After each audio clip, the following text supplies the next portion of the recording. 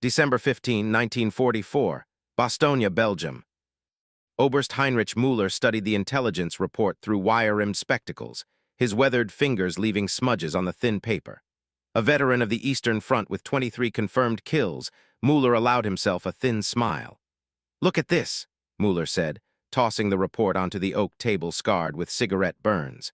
"The Americans think their 101st Airborne can hold Bastogne with light weapons and no armor support." Hauptmann Franz Weber, his second-in-command, nodded sharply, his iron cross catching the lamplight. "They dropped them from the sky like confused children. No heavy equipment, no resupply, surrounded on all sides." Major Karl Hoffmann, chief intelligence officer for the 5th Panzer Army, leaned forward, his narrow face troubled. "Sir, our reports indicate unusual activity at American manufacturing facilities. Their production capacity may exceed our estimates." But Müller waved him off with a dismissive gesture, his confidence absolute. "Their capacity means nothing when we control the roads, the supply lines, the weather itself. Look at the mathematics. We have 140 tanks surrounding their position, they have 0. We have 75 artillery pieces, they have what they carried on their backs." At Market Garden, German forces destroyed the British 1st Airborne Division, 67% casualties in 9 days. At Ardennes Forest, German forces inflicted 33,000 casualties for every kilometer American forces gained. At Arnhem, German forces annihilated British paratroops, 7,000 dead or captured in 72 hours. The mathematics were undeniable. Surrounded forces without armor or resupply lasted an average of 48 hours before surrender. What Müller didn't know, what none of them could have known as they planned their assault in that farmhouse headquarters, was that American industrial production would deliver 340 tons of supplies via airlift within 72 hours. The numbers would become catastrophic. American factories produced 11,000 aircraft monthly, while Germany produced 1,000 monthly. American ammunition production exceeded 24 billion rounds annually, while Germany managed 3 billion annually. American losses at Bastogne would total 2,000 casualties, while inflicting 25,000 German casualties. The confidence in that Belgian farmhouse would become history's most expensive miscalculation, measured in 25,000 German lives. At Kursk, Müller's battalion destroyed 17 Soviet tanks in a single afternoon engagement. At Kharkov, his tactical decisions resulted in encircling 2 Soviet divisions, capturing 4,000 prisoners. At Caen, his defensive positions held against 3 separate Allied assaults, inflicting 500 casualties while sustaining 97 losses. At Mortain, his counterattack destroyed 12 American Sherman tanks in 14 minutes. His combat record filled 3 pages of single-space typewriting, 31 separate engagements, 17 tactical victories, 4 draws, 10 strategic retreats conducted without panic or collapse.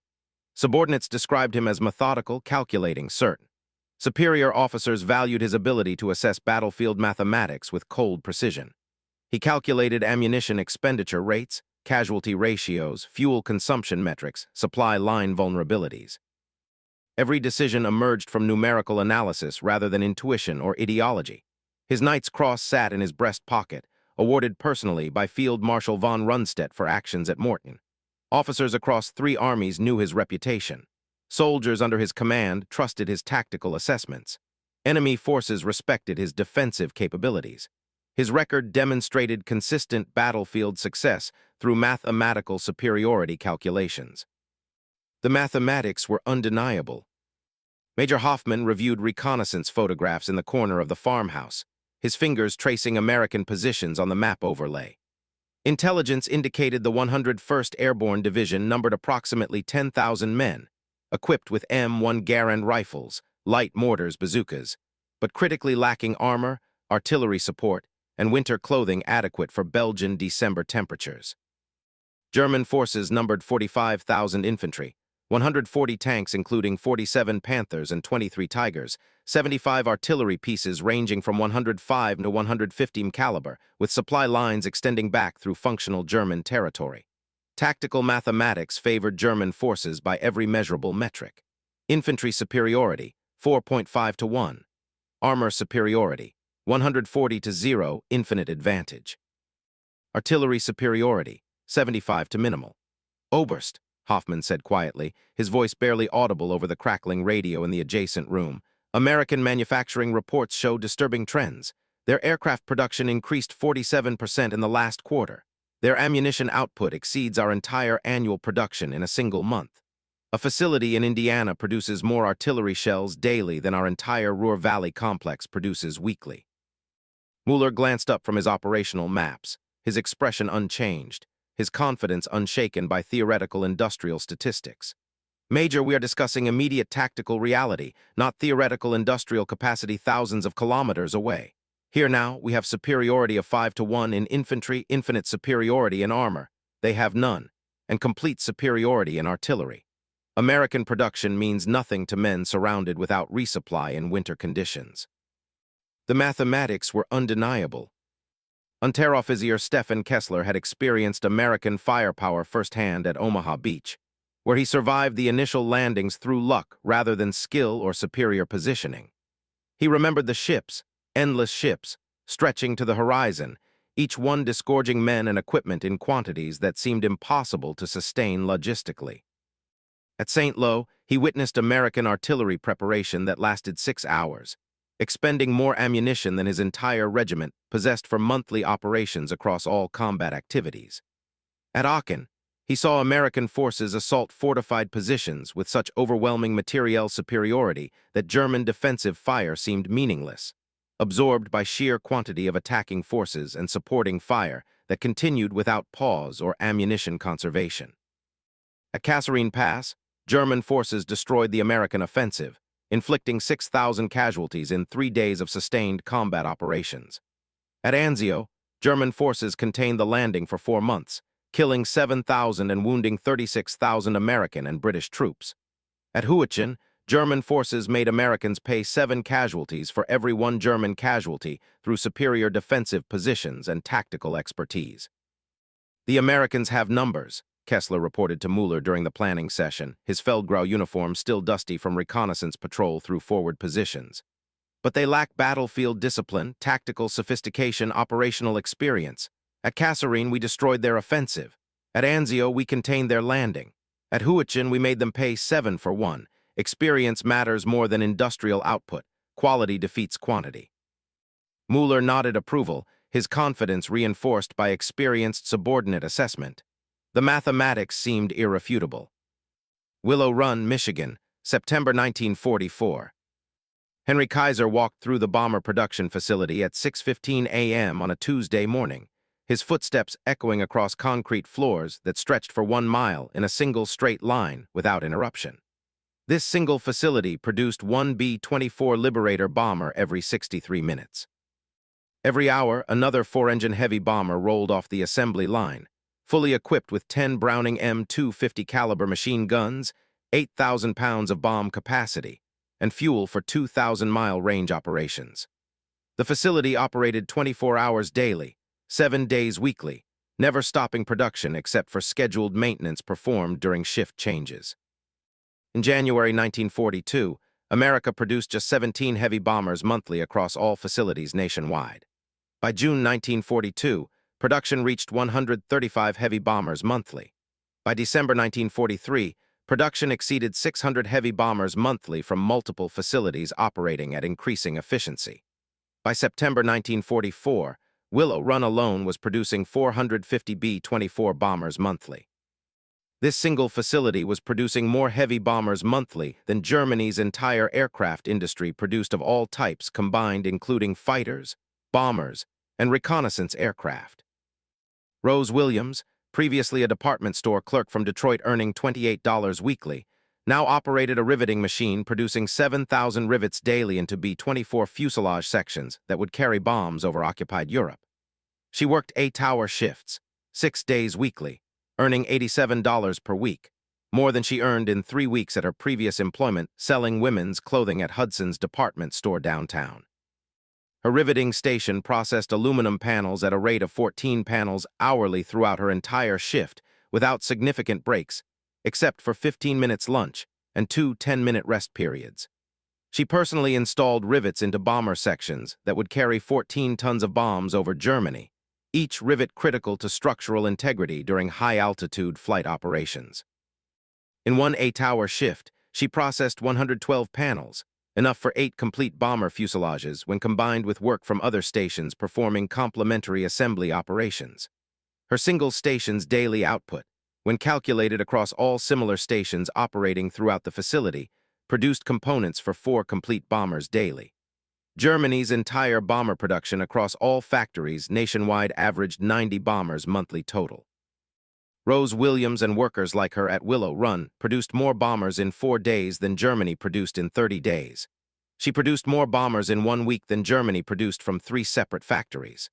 Her work output, multiplied across 8,000 workers at Willow Run, exceeded the productive capacity of every aircraft factory in Germany, Italy, and occupied territories combined. This single facility was producing more bombers than Germany's entire aircraft industry. Marcus Washington, from Birmingham, Alabama, relocated to Michigan specifically for war work opportunities, operated precision milling equipment that produced engine components for Pratt & Whitney R-1830 twin Wasp engines that powered B-24 Liberator bombers and other aircraft. His machine processed aluminum engine blocks, creating tolerances measured in thousandths of an inch, producing 6 engine blocks per 8-hour shift through careful attention to specifications and continuous quality monitoring. Each engine block would generate 1,200 horsepower at maximum output, consume 130 gallons of aviation fuel hourly during combat operations, and operate reliably for 500 flight hours before requiring major maintenance or component replacement.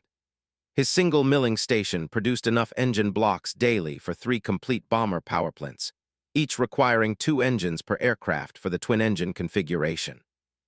Across the facility, 200 similar stations operated by workers with equivalent training produced components for 72 engines daily, enough to power 18 4-engine bombers when all components were assembled and integrated into complete powerplant systems.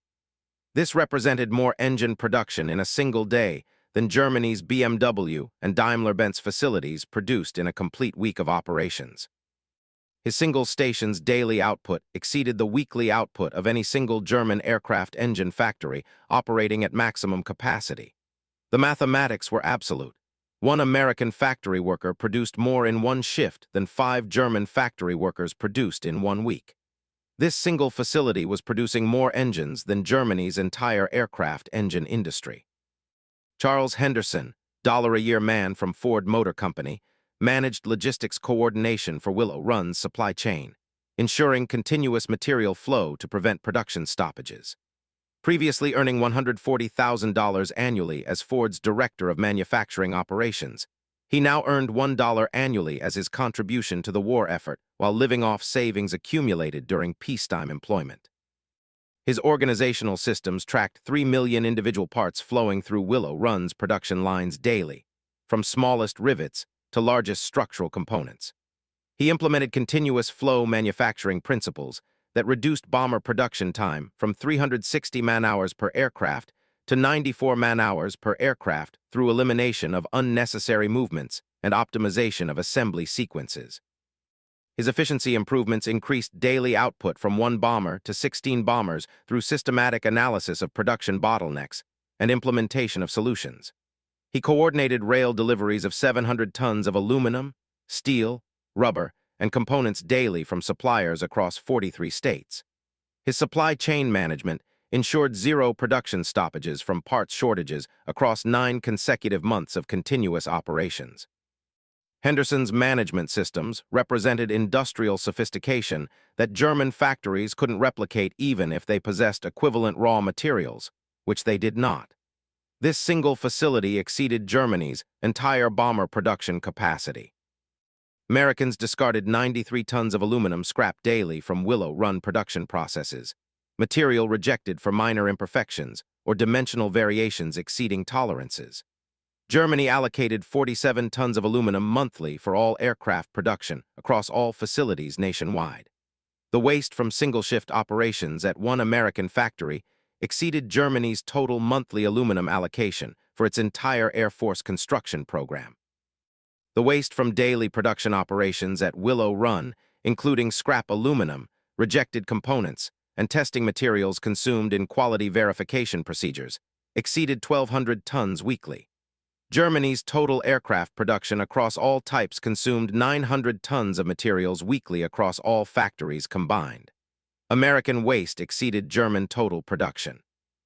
Workers threw away steel components that failed quality inspection standards, discarding pieces with dimensional variations exceeding 0.03 of an inch, tolerances that German factories would consider acceptable for operational use. These rejected components, 18 tons daily, exceeded quality standards that German factories accepted as optimal for aircraft construction. Germany rationed steel by the kilogram, allocating specific quantities for specific applications with careful tracking. Americans discarded more steel in quality rejection in one day than Germany allocated to 3 fighter aircraft construction. The cafeteria discarded more food daily than the besieged city of Leningrad received monthly through its lifeline across Lake Ladoga during the siege.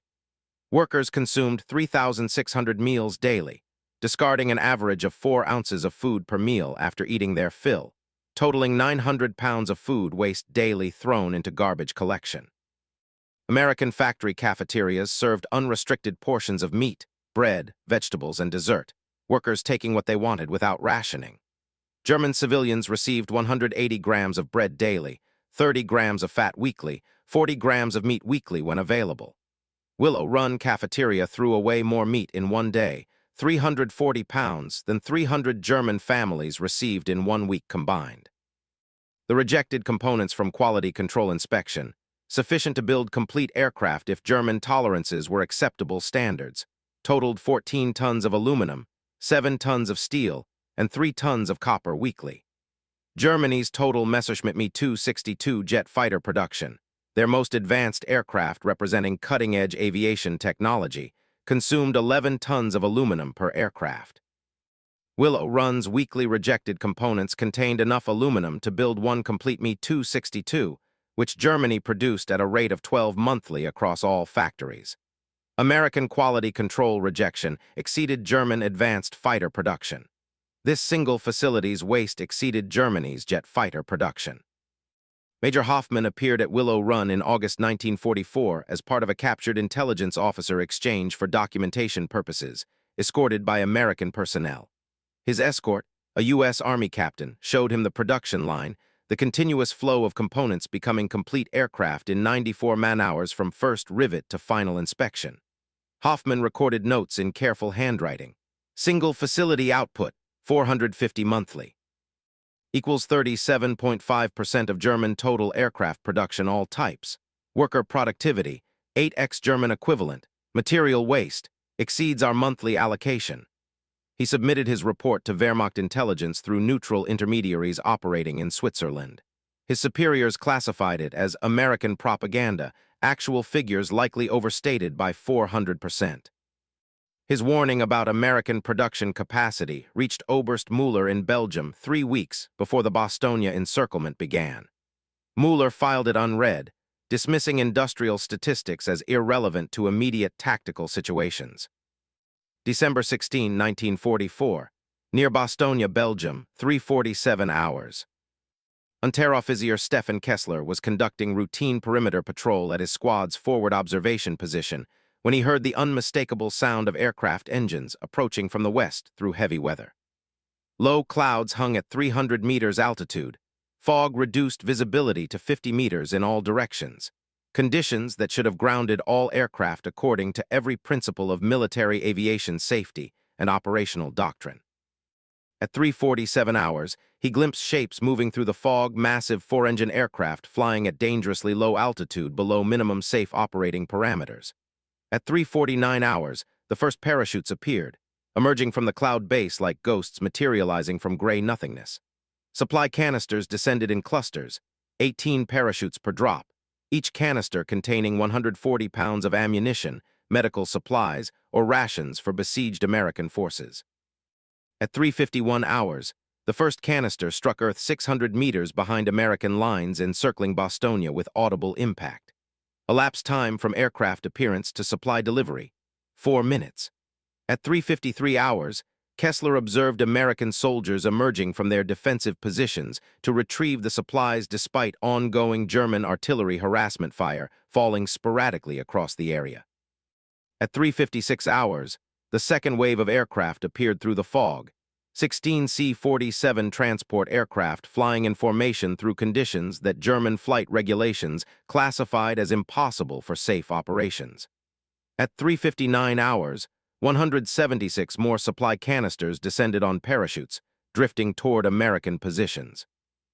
At 4:02 hours, the third wave arrived, 23 aircraft, 314 canisters dropping supplies with precision despite terrible visibility conditions. The first aircraft engaged by German anti-aircraft fire, a C-47 at 4:04 hours, sustained 87 hits from 20 cannon fire across wings and fuselage, but maintained altitude and completed its supply drop before turning west toward friendly territory. Elapsed time from engagement to drop completion, 43 seconds. Kill time, infinite, aircraft not destroyed despite extensive battle damage. At 4:07 hours, a second C-47 encountered machine gun fire from Kessler's position, sustaining 23 hits across its fuselage and wings visible as tracer rounds connected. The aircraft maintained course without deviation, dropped supplies accurately on target, and departed southwest. Elapsed time from engagement to departure, 39 seconds.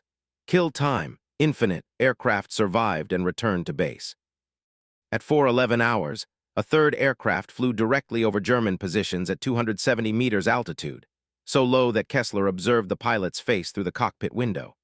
His squad fired 417 rounds from 2 MG-42 machine guns at maximum cyclic rate.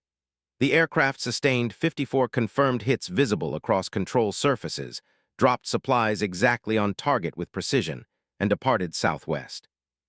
Elapsed time from engagement to completion, 47 seconds. Kill time, infinite, aircraft survived despite confirmed hits. Total engagement duration, 24 minutes, 17 seconds from first aircraft appearance to last aircraft departure. Enemy losses, 1 aircraft damaged requiring emergency landing in friendly territory, 0 aircraft destroyed, 0 aircrew casualties despite extensive ground fire. German losses, 0 personnel casualties. Kill ratio, 0-0 in terms of destroyed aircraft. The ammunition expended in this 24-minute engagement, 7,412 rounds of machine gun ammunition and 37 20 cannon shells, exceeded German artillery ammunition allocation for the entire surrounding sector for 1 week of normal operations. Americans delivered 241 tons of supplies through conditions that German doctrine classified as operationally impossible for aircraft operations. Kessler radioed his report to battalion headquarters, where Oberst Müller reviewed the information with visible skepticism and disbelief. Unteroffizier, conditions are below minimums for flight operations according to all established aviation safety protocols. You observed perhaps 4 or 5 aircraft, possibly dropping limited supplies. Your estimate of 241 tons is clearly incorrect by a factor of 10. Kessler stood in the frozen communications bunker, his breath visible in the cold air, insisting on his observation accuracy. Oberst, I counted 73 aircraft minimum. My squad counted supply drops. We recorded 241 separate parachute clusters, each cluster minimum of 6 canisters, each canister minimum 100 pounds based on impact observations. My mathematics are conservative estimates. Müller reviewed the report again, his expression troubled but ultimately dismissive. Even if accurate, Unteroffizier, this represents a single resupply flight conducted under exceptional circumstances. They cannot sustain this rate of operations. Weather will prevent further flights for days. We proceed with the assault as planned on schedule. What Müller didn't know was that American C-47 aircraft stationed at airfields in France and Britain numbered 4,327 aircraft in European theater operations available for immediate deployment. American transport aircraft production exceeded 1,000 monthly from factories operating at continuous capacity. This single facility was producing more transport aircraft monthly than Germany produced across all types combined. The resupply flight Kessler observed represented 1.7% of available American transport capacity in theater. Intelligence dismissed the reports as photographic misidentification or Allied deception operations designed to inflate American capabilities. Senior analysts argued the supply concentrations were inflatable decoys.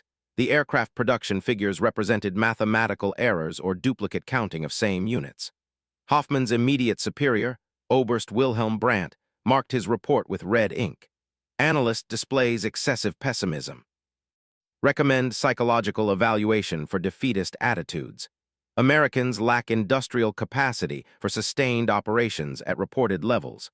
Photographs likely show same units repositioned for multiple exposures. Hoffman reported to headquarters conference room where 14 senior officers reviewed Operation Whacked 'em Rhine planning documents spread across tables.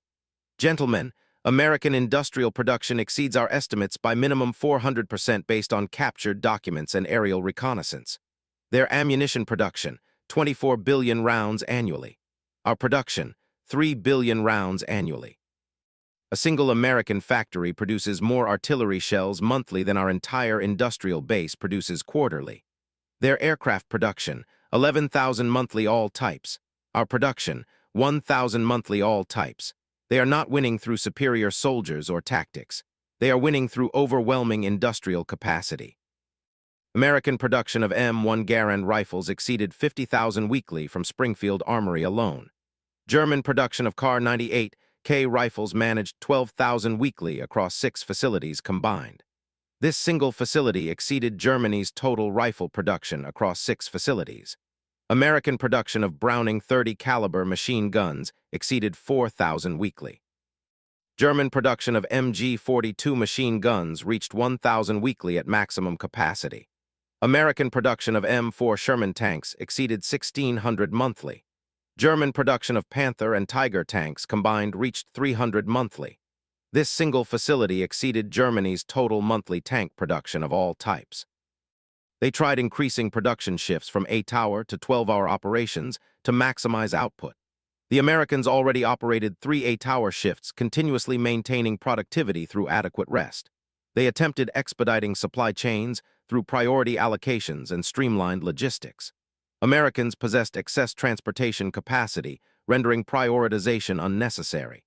They reorganized factory layouts for efficiency improvements through industrial engineering studies.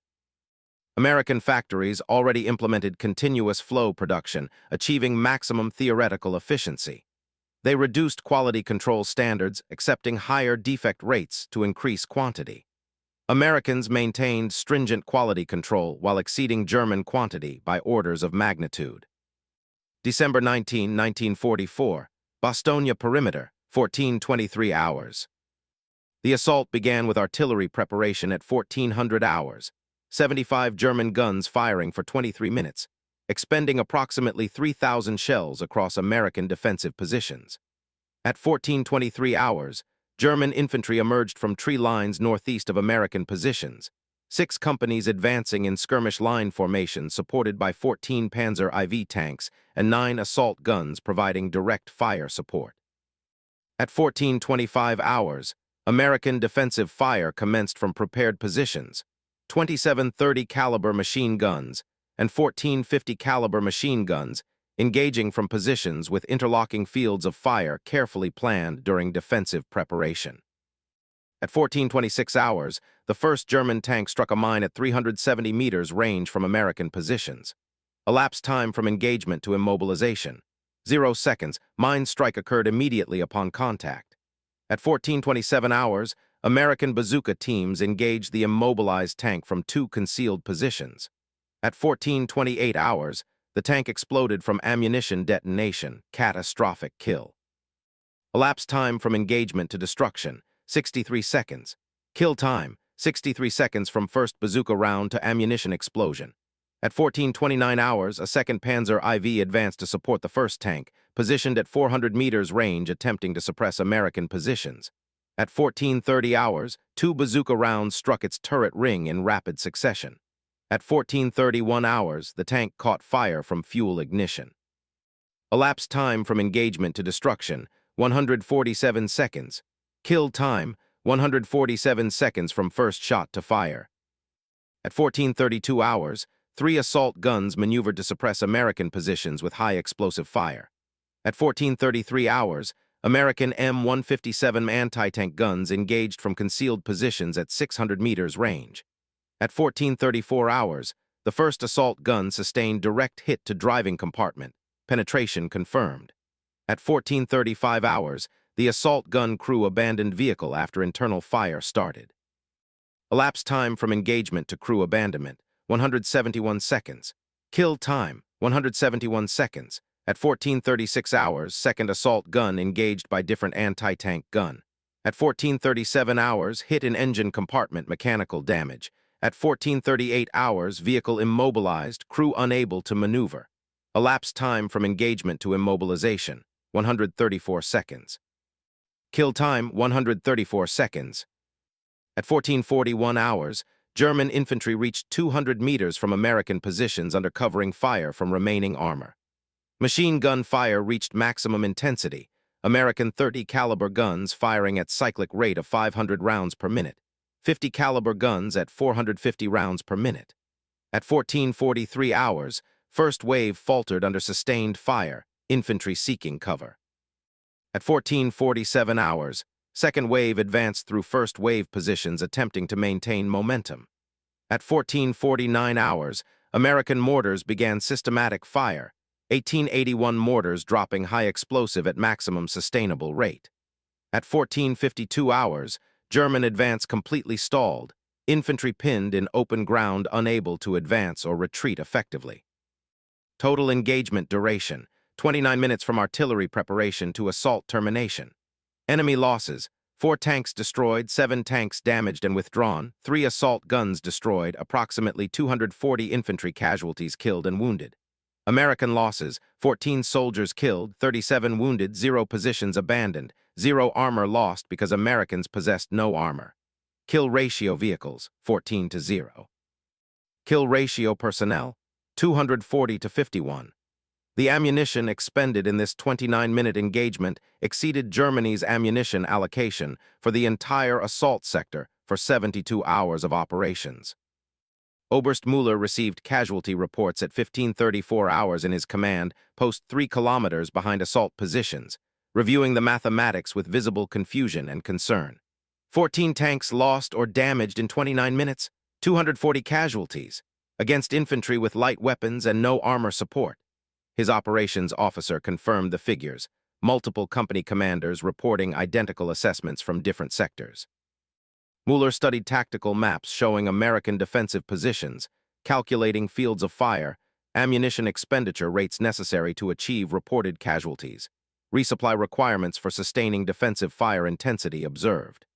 They cannot maintain this ammunition consumption rate without resupply. They must be nearly depleted of ammunition reserves. We attack again at dusk when they have exhausted their ammunition reserves and darkness provides concealment. Detroit, Michigan, Chrysler Tank Arsenal, December 1944.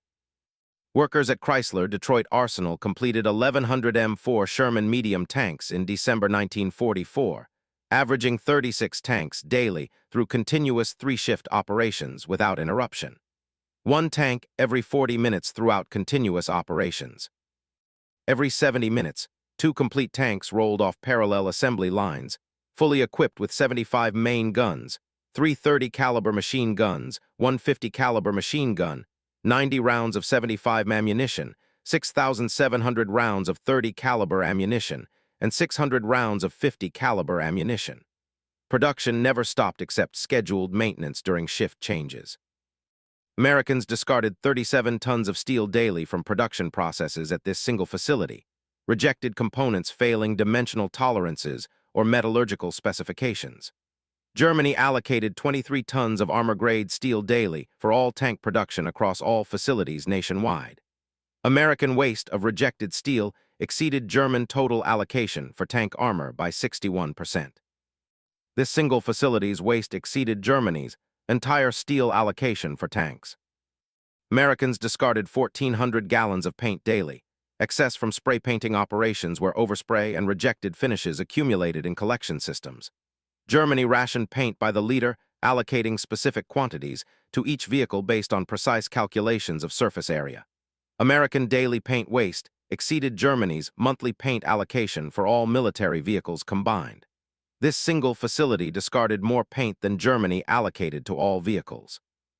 The cafeteria at Chrysler Detroit Arsenal served 23,000 meals daily to workers operating continuous shifts around the clock. Food waste, the edible portions workers left on plates, and disposed of in garbage collection, averaged 6 ounces per meal, totaling 8,625 pounds of food waste daily. This exceeded the combined daily food ration allocation for 11,000 German soldiers on reduced rations in defensive positions. This single facility's cafeteria waste exceeded rations for 11,000 German soldiers. Aluminum waste from machining operations, the shavings and rejected castings from production processes, totaled 63 tons weekly at this single facility. Germany allocated 47 tons of aluminum monthly for all aircraft production across all facilities nationwide. American tank factory waste exceeded German aircraft production allocation. This single facility's aluminum waste exceeded Germany's total aircraft aluminum allocation. Copper waste from electrical system production, rejected wiring and components failing conductivity specifications, totaled 940 pounds weekly. Germany allocated 600 pounds of copper weekly for all electronics and electrical systems across all military production. American waste exceeded German total allocation. This single facility's copper waste exceeded Germany's total copper allocation for all electronics. This single facility produced more tanks monthly than Germany's entire industrial capacity operating at maximum theoretical output. Germany operated 4 primary tank production facilities: Henschel, MAN, MNH, and Daimler-Benz, collectively producing approximately 300 tanks monthly combining all types including Panthers, Tigers, and tank destroyers. Chrysler Detroit Arsenal alone produced 1,100 tanks monthly. This single facility exceeded Germany's combined output by 367%. Major Hoffman reviewed this information in intelligence summaries dated November 1944, cross-referenced against confirmed production numbers from prisoner interrogations, and captured documents obtained through various intelligence sources. He prepared statistical analysis comparing American and German industrial output across 14 categories: tanks, aircraft, trucks, artillery, small arms, ammunition, fuel, steel, aluminum, copper, food production, textile production, medical supplies, and electronic equipment. American production exceeded German production in every single category without exception. He submitted this analysis to Wehrmacht High Command with cover memo. "We are not engaged in military conflict with soldiers. We are engaged in industrial attrition contest with factories." December 22, 1944, Bastogne, 11:04 hours.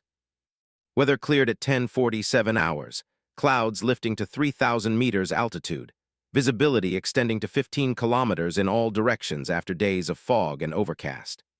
At 11:04 hours, American fighter bombers appeared overhead, 47 P-47 Thunderbolt aircraft carrying bombs and rockets for ground attack operations against German forces.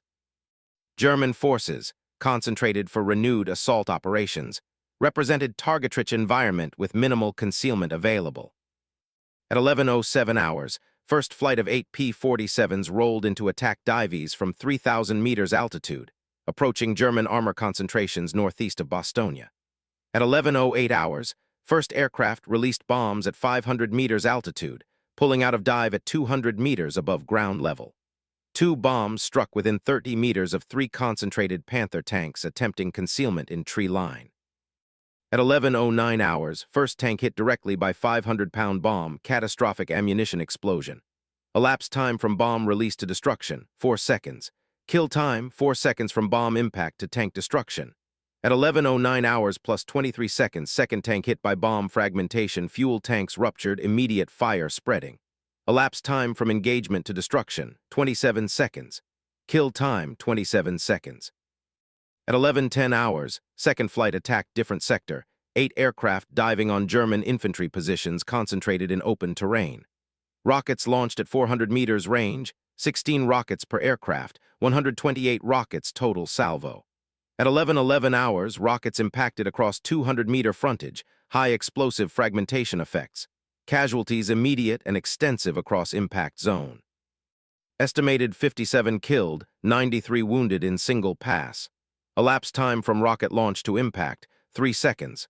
Kill time per casualty, averaged 2 seconds given simultaneous impacts across target area. At 11:13 hours, third flight engaged German artillery positions identified through aerial observation. 8 aircraft strafing with 50 caliber machine guns. 6 guns per aircraft firing at combined rate of 4,800 rounds per minute concentrated fire. At 11:14 hours, artillery positions suppressed, crews forced into cover abandoning guns, 4 guns visibly damaged from aerial observation. At 11:15 hours, 4th Flight delivered additional bombs on artillery positions with precision. 2 guns destroyed completely, 3 damaged beyond field repair capabilities.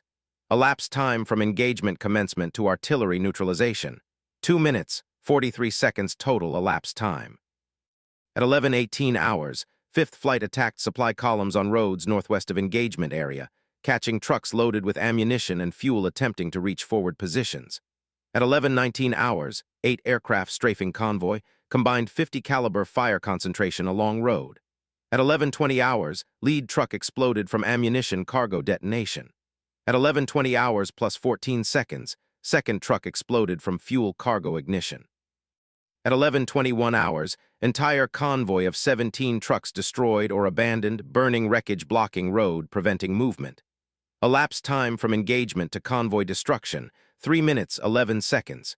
Kill time per vehicle, averaged 11 seconds per truck destroyed. Oberst Müller was in Panzer IV command tank at roadside observation position, coordinating operations when American aircraft appeared overhead without warning. At 11:24 hours, his tank came under direct strafing attack, 12 50 caliber rounds impacting turret and hull in 3-second burst of fire. 1 round penetrated vision port, killing radio operator instantly with head wound. Müller survived with minor shrapnel wounds from spalling inside tank. At 11:26 hours, Müller evacuated tank on foot moving toward tree line for cover. At 11:27 hours, second aircraft made strafing pass along roadway. Müller reached tree cover successfully. At 11:28 hours, artillery observer in adjacent position killed by aircraft fire. At 11:29 hours, Müller's adjutant killed, 3 rounds through torso. At 11:31 hours, Müller wounded by bomb fragmentation. 17 small wounds across back and legs requiring medical attention. At 11:34 hours, Müller evacuated to aid station under covering smoke from burning vehicles. Medical officer treated wounds, determined non-life-threatening, but requiring evacuation to rear area hospital for proper treatment. Müller refused evacuation against medical advice, returned to command post at 11:57 hours to continue operations. At 13:12 hours, renewed American air attack, 12 aircraft attacking command post area. At 13:14 hours, command post hit by bomb, direct hit on structure. Müller killed instantly along with 4 staff officers and 12 enlisted personnel, total 17 casualties.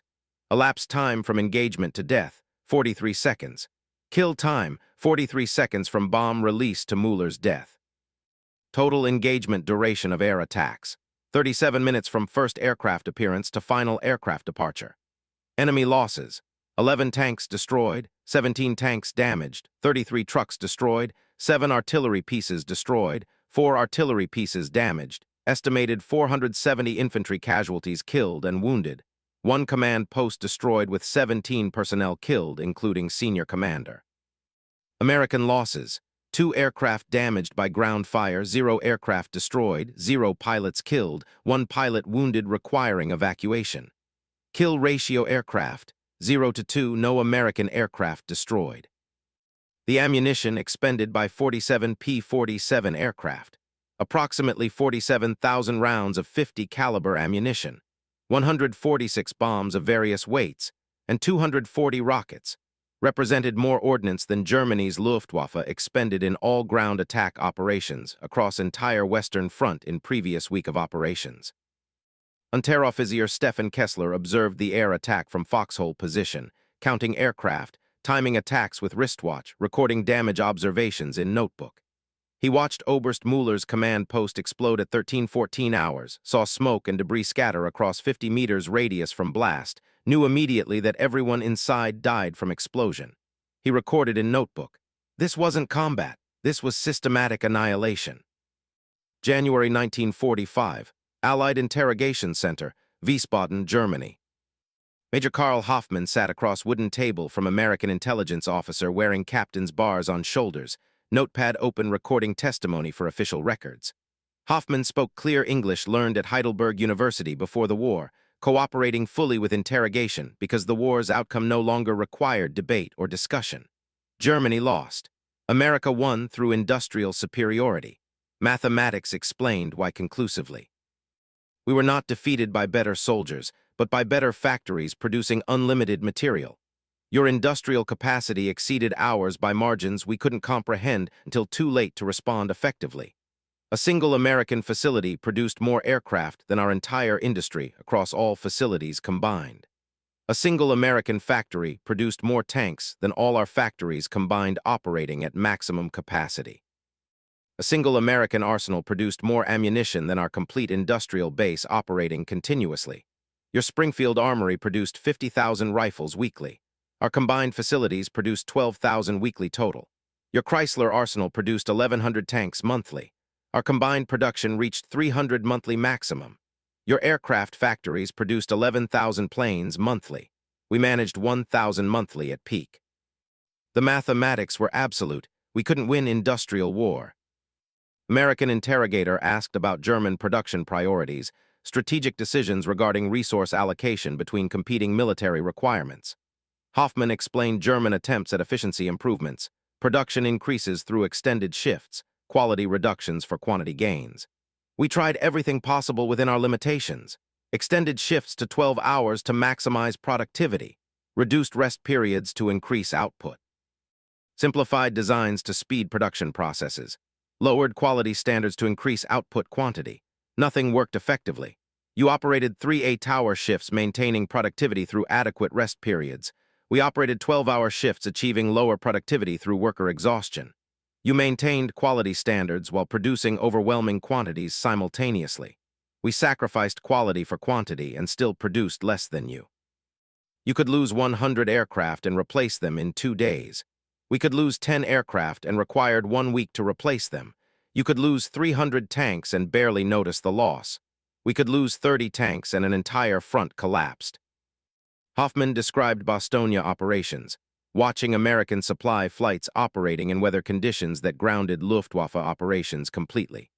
Your transport aircraft flew through fog, clouds, ice conditions, whether we classified as operationally impossible for safe flight operations. They delivered supplies continuously while we watched helplessly from ground positions unable to interfere effectively. Your aircraft filled the sky, hundreds of planes, dropping supplies faster than the surrounded garrison could collect them from drop zones. We had no aircraft available for operations. 0. None. Your production capacity made tactical victory meaningless strategically. We won battles, destroyed your tanks, killed your soldiers, achieved local superiority, and 48 hours later you returned with fresh equipment and new soldiers. Where did they come from? Factories. Always factories producing unlimited equipment. Unteroffizier Stefan Kessler provided separate testimony to different interrogator. Enlisted man to enlisted man. Sergeant interviewing sergeant, both understanding battlefield reality without theoretical frameworks obscuring practical truths. I saw them fly through the fog at Bostonia when we couldn't fly reconnaissance. Impossible conditions according to our doctrine, but they flew anyway without hesitation. I saw their fighter bombers appear minutes after weather cleared, dozens of aircraft simultaneously, destroying everything visible systematically. I saw their supplies dropped by parachute continuously, tons of ammunition, food, medical supplies, everything they needed for sustained operations. We had nothing. No air support available, no supplies in depots, no ammunition reserves beyond immediate needs, no fuel for vehicles, no hope of victory. Kessler described watching American forces during combat, observing their equipment, noting ammunition consumption patterns that defied German doctrine. They fired machine guns continuously without worrying about ammunition conservation or rationing. We counted rounds individually, allocated specific amounts per engagement precisely, calculated expenditures precisely to avoid shortages. They just fired continuously, unlimited ammunition supplies, unlimited bullets, unlimited everything. I watched them fire more rounds in 1 hour than my entire company possessed for 1 week of operations. Where did the ammunition come from? Factories. American factories produced more in 1 day than German factories produced in 1 month. We brought traditional military thinking to industrial warfare. They revolutionized warfare itself through production capacity. Their excess capacity exceeded our maximum effort. They operated below full production capability and still overwhelmed us completely. They could lose 300 aircraft in one day, 300 tanks in 1 week, and replace everything within days. We couldn't sustain such losses for 1 hour. The mathematics were catastrophic for Germany. American production, 50,000 trucks monthly. German production, 8,000 monthly. American production, 11,000 aircraft monthly. German production, 1,000 monthly. American rifle production January through December 1944, 2.1 million rifles total. German rifle production same period, 624,000 rifles total. Single American facility exceeded Germany's entire rifle production. American tank production 1944, 54,000 tanks all types combined. German production 1944, 3,600 tanks all types combined. Single American factory produced more tanks than Germany produced from 4 facilities. American aircraft production 1944, 132,000 aircraft all types combined. German production 1944, 12,000 aircraft all types combined. Single American facility produced 4% of America's total output, exceeding 37% of Germany's total production. American ammunition production 1944, 24 billion rounds all types combined. German production 1944, 3 billion rounds all types combined. Single American facility produced 8.3 million rounds daily, exceeding Germany's total daily production from all facilities combined. The M4 Sherman proved that democratic industrial capacity defeats ideological superiority through overwhelming material production. Free workers outproduced slaves by ratios of 5-to-1 measured across every production category without exception. Democratic cooperation exceeded totalitarian command because voluntary effort surpasses coercion in sustained productivity over time. Industrial abundance buried ideological superiority under 7 million tons of tanks, 24 billion rounds of ammunition, 132,000 aircraft, and productive capacity that treated German maximum effort as easily exceeded minimum targets that American industry surpassed effortlessly. Free workers produced more because they chose to produce voluntarily, earned fair wages for labor, worked reasonable hours with adequate rest, maintained health through proper nutrition, and understood their labor served purposes they endorsed freely. Slave workers produced less because coercion reduces efficiency, inadequate nutrition reduces strength, extended shifts without rest reduces capability, and forced labor generates minimal motivation. Rose Williams at Willow Run produced 7,000 rivets daily because she earned $87 weekly, worked 8-hour shifts with weekends off, ate unrestricted meals in facility cafeteria, and believed her work defended freedom. American industrial mobilization demonstrated that nations prepared to produce for peace can rapidly convert to produce for war effectively. Germany mobilized for war in 1933, spending 12 years preparing industrial capacity for conflict.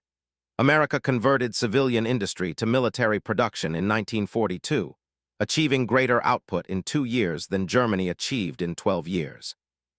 Ford Motor Company produced civilian automobiles in 1940, produced B-24 bombers in 1942, produced more bombers in 2 years than Germany's dedicated aircraft industry produced in 5 years. Democratic nations operating with civilian oversight, market mechanisms, and voluntary cooperation achieved industrial output that totalitarian command economies couldn't match despite 12 years' preparation and unlimited authority. The mathematics were absolute across every category. American workers, paid fair wages, working reasonable hours, with adequate nutrition and rest, outproduced German workers by factors of 3 to 5. American facilities using mass production techniques exceeded German facilities using craft production techniques. American supply chains developed for continental civilian distribution exceeded German supply chains developed for military logistics. December 15, 1944. Oberst Heinrich Müller had laughed at American capacity, dismissed industrial statistics as impossible, calculated tactical mathematics showing certain German victory at Bastogne. January 1945. Müller dead, killed by American bomb at 13:14 hours December 22, 1944. His confidence and his calculations buried under industrial output that treated German maximum production as easily exceeded minimums. Their mockery became history's most expensive miscalculation, measured in 25,000 German casualties at Bastogne, 84,000 casualties in the Ardennes offensive overall, and strategic defeat that cost Germany its last offensive capability on the Western Front. The lesson remains: dismissing democratic nations as weak because they prefer peace, or underestimating free people's productive capacity because they value individual liberty over collective mobilization, invites catastrophic miscalculation. America in 1940 appeared weak, unprepared, isolationist, unmobilized. America in 1944 produced more war material than all other combatants combined. The transformation required 24 months.